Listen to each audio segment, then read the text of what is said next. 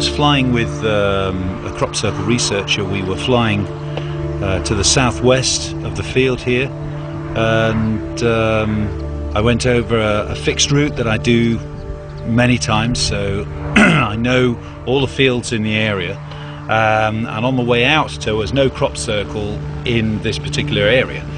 It was fairly close to the canal in the middle of the Vale of Pewsey. We were no more than 10 minutes. We circled a few times, came back, and on the way back there was a crop circle in the field.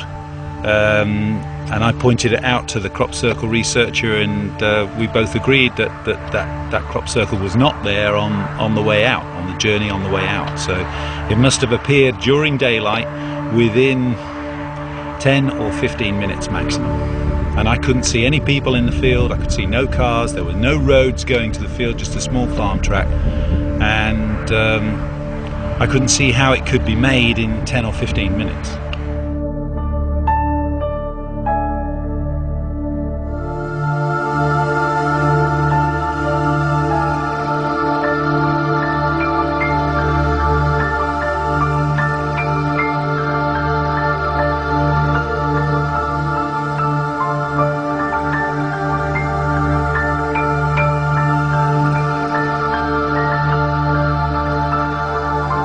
The impressions that I have of the crop circles, that there is no way they could be made by humans. There is no way.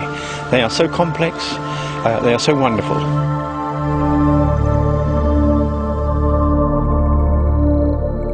I think it brings people together from all over the world, and it's art in a wonderful way.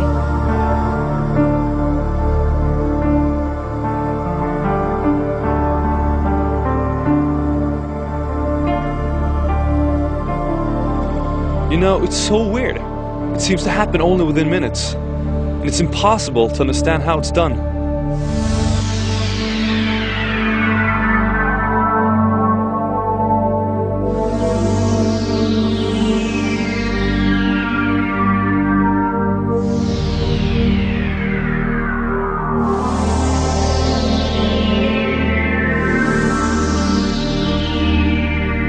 Every summer, hundreds of these strange patterns appear in fields all over the world. What on earth are they? Who has created them? Why do they do it, and what is their meaning? It happens in wheat, barley, oats, rye, rape. It happens in sand and even in snow and ice during the winter.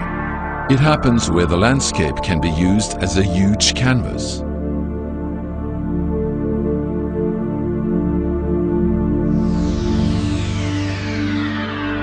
Are some jokers out just trying to create a little attention? It's easy to jump to that conclusion, but that's before you take a closer look at this phenomenon. When one studies the crop circles close at hand and in detail, it's impossible to avoid that strange feeling that something else might be behind it all.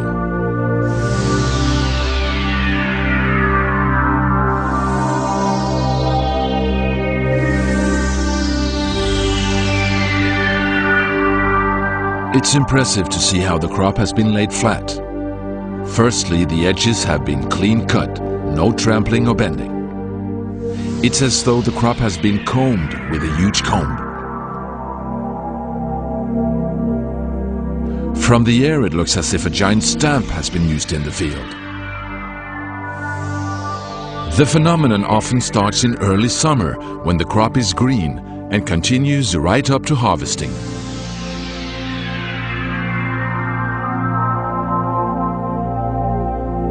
It normally happens during the night, but sometimes in the middle of the day. In a surprisingly way, the crop has been flattened with great precision.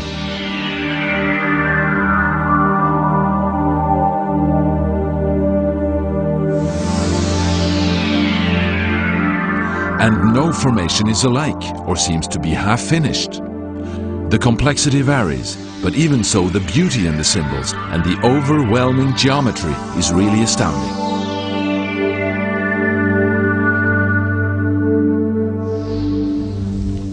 The mystery and the wonder are just as great every time they are discovered. And the enormous size of many of these patterns makes the whole phenomenon even more incomprehensible.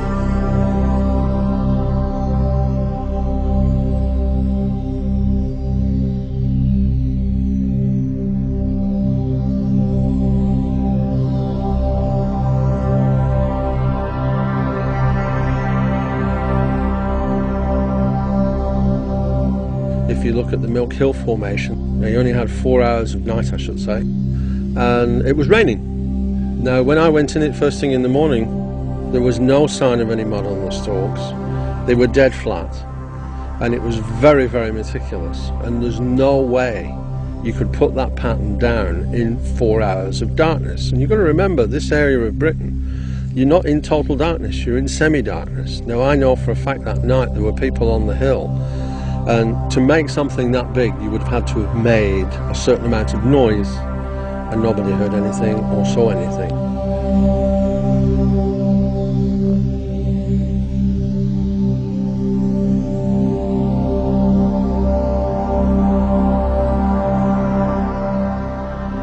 Who are putting down these patterns? What is creating these formations? It still remains a mystery. The theories are many, which of course makes the whole phenomena even more interesting. And so far, the fields of southern England have been canvas for most of these crop formations. Southern England, which appears to reassemble a huge crop field in itself, is divided up by small villages crisscrossed with twisting canals and roads. So this is where crop circles have been registered in great numbers.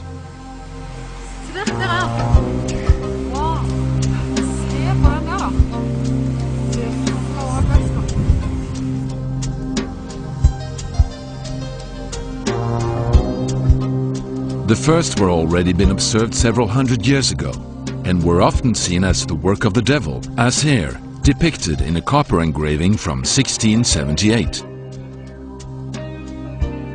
Or one thought that elves had danced in the crop fields and left elf rings. Over and over, there's nearly no decade where we don't have crop circle reports, and there are so many witnesses of early crop circles. Many farmers, if you talk to them, they remember having played in crop circles when they were kids, and remember stories from their parents and even their grandparents about the crop circles. And there is, around the world, we can find that the crop circles have played such an important part in the daily life, even centuries ago, that they have become part of the folklore and part of the culture.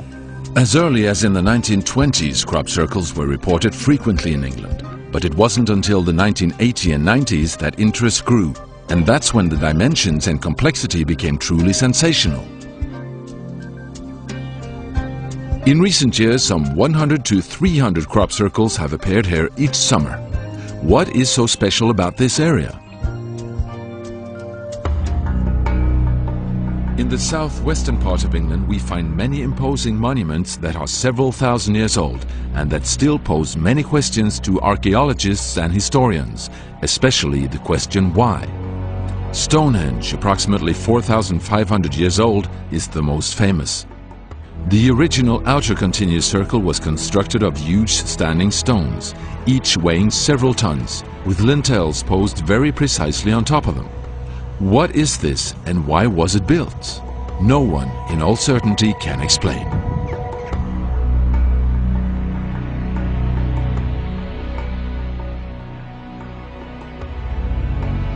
The majestic stone circle in Avebury is also one of the great mysteries of this area. It's actually the world's largest stone circle, and some of the stones here have the weight of over 100 tons, set up by people, primitive people, 5,000 years ago.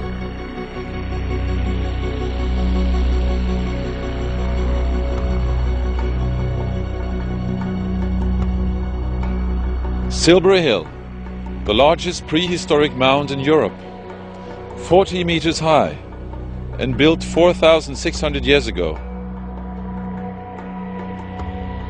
Beneath the grass now covering the hill are 7 layers of stone, 7 stone terraces.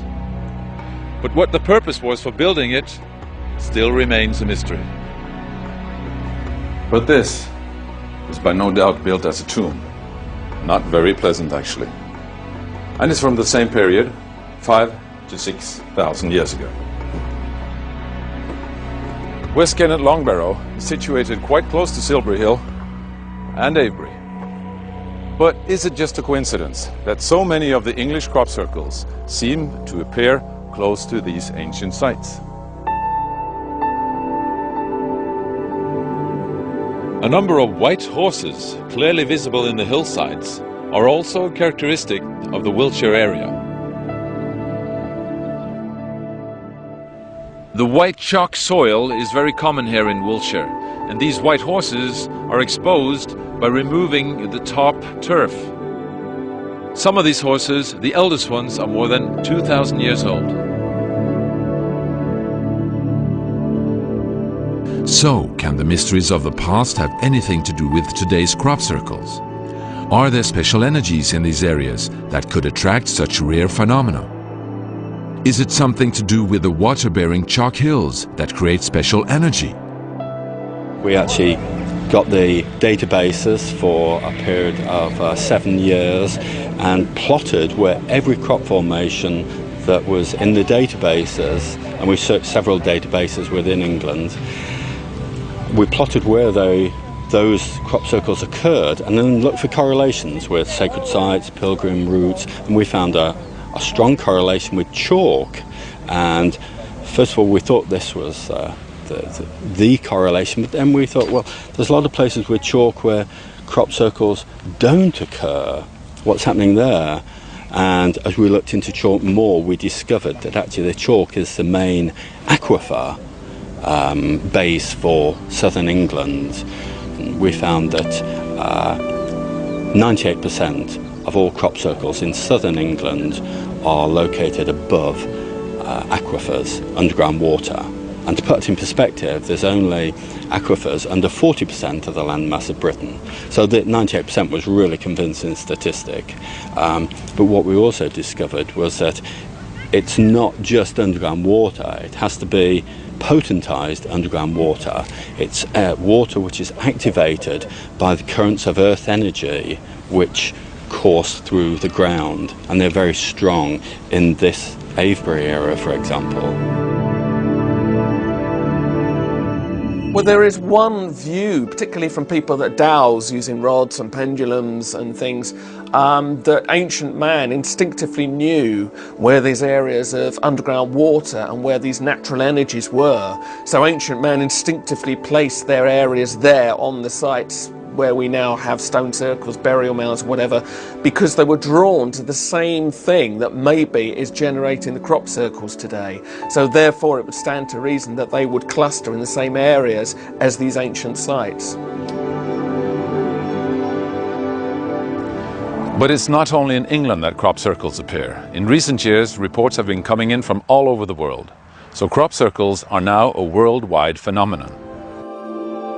In total, over 10,000 crop circles have been registered on a world basis. In the United States, Canada, Australia, in the Far East, and of course in Germany, Holland, Belgium, Poland, Italy, Denmark, Sweden, Norway, and in many other European countries.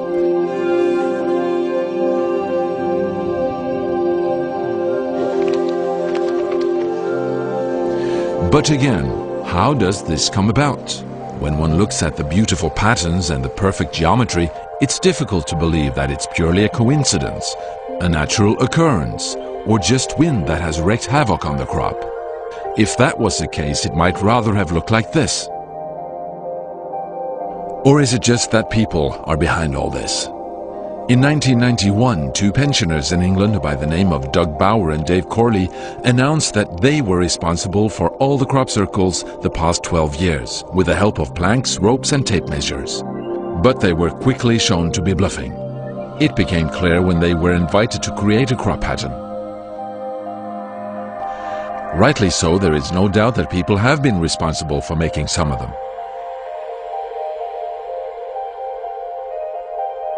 And even some of the more advanced ones too. An advertising company made this one. It took several days and was completed in daylight. doesn't seem to be any random, uniform mechanism to the actual things going down at all.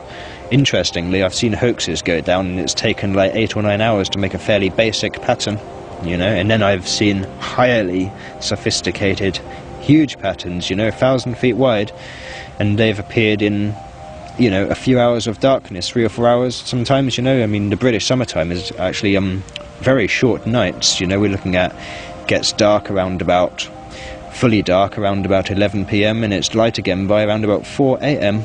You know, this is a pretty small window, and some of these circles, you know, the size, the scope and the complexity, taking into account the topographical considerations, it does beg the question, how on earth could that be done? Also, the fact that over 80 eyewitnesses have, over the past 20 years, seen crop circles created in just seconds leaves little doubt that a large number of crop circles remain an unsolved mystery. I, for instance, discovered a crop circle, literally a circle. I think the largest or the second largest circle ever made. It was in a formation that was called the Snail in, I think it was 92. And I happened to be going off to the dentist quite early in the morning and saw a shadow in the field, in Eastfield. And I thought, blow it, and I walked, and it was rained all night, and we were on clay soil. So by the time I got there, my feet were weighing, you know, pounds.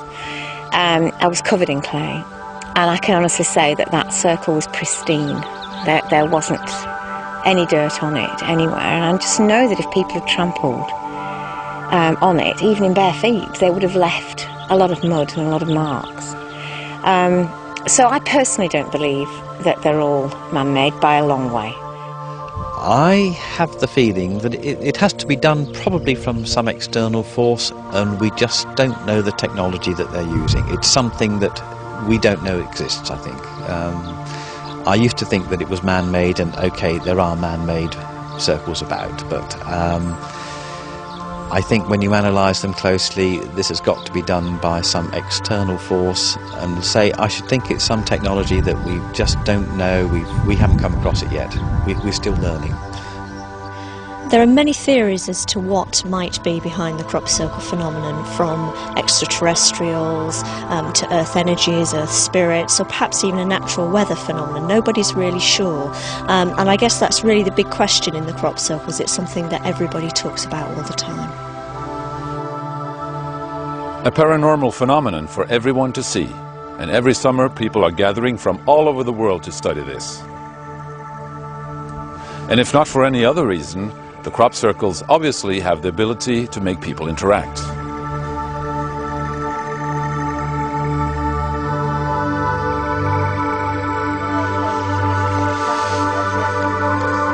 Also, I just find that the sheer aesthetic of the way the blades are all laid down in a swirl in this kind of rhythmic movement is just something that I can't conceive of anything but some amazingly powerful higher force could do, you know. And when something this magnificent is such a wonderful gift to us, we have to feel good about ourselves. Wow, we've been given this gift, and we can enjoy it and be grateful for it. You've got to remember, everybody that walks into that field, the first thing they're going to do is be aware of how they feel. That's what these patterns do. They get you back in touch with that energy that is you, that feeling that's inside. I mean, heck, how long has it been since a lot of these people even contacted that side of themselves? And by going into these patterns, it makes you aware of yourself again. It gets you in touch with that feeling side, because humanity has become a little bit insensitive in a lot of ways. And the patterns are starting to help people to rediscover and redefine that sensitivity, so that humanity can work as one again instead of little individual islands. So how can one actually prove that there is something paranormal, supernatural or extraterrestrial being behind all this? And if there is, what it is? Many crop circle researchers have been engaged in trying to find differences in the crop and soil inside compared to outside the formations. If this, for example, has been exposed to a heavy electromagnetic force, one should be able to find traces of it. Most importantly, visual traces can be found on the crop within many circles. Very often you can see where one or several nodes of the actual crop stem has been expanded, so as to be double and sometimes even more as its natural length. This can indicate that the crop has been rapidly heated up and that the humidity inside the stem has been subjected to steam pressure, which in turn has led to the node being stretched. On some of the stem nodes you can also clearly see where the steam has forced its way out and left expulsion cavities. This can be an indication that the crop has been subjected to a rapid and powerful microwave effect. If you see either of those effects, the chances are very good you're looking at a genuine crop circle. There are a number of changes in the plants that have not been documented scientifically, which may also indicate the likelihood that it's genuine. For instance, the lay, the detail of the lay of the crop. But that has not been evaluated scientifically. It's more just what people notice, you know, from being in them so much. Sometimes I've seen areas where the plants are bent over, say 10-15 centimetres off the ground, so that to walk through the formation it's crunching under your feet like snow. So you think, well, somebody hadn't been here before. Another sign one can find, especially in wheat, is when the corn has dried and turned golden in late summer. In the standing crop, the ears are stiffened in a bent position due to their weight and are impossible to straighten out. But within the crop circle, the ears have actually been straightened out and then stiffened again in this position.